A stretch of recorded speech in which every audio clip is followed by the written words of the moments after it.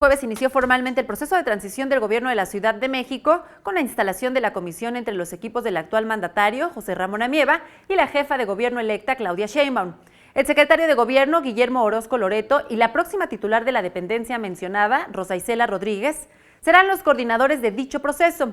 En un breve mensaje a medios, se indicó que cada tema será revisado y analizado por los titulares entrantes y salientes de las respectivas oficinas.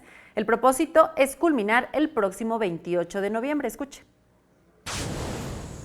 Eso nos permitirá conocer y revisar por cada área los recursos financieros y humanos, los bienes muebles e inmuebles, los presupuestos, los programas, los estudios, los proyectos y las diferentes obras públicas y adquisiciones, los asuntos en trámite, así como los asuntos jurisdiccionales.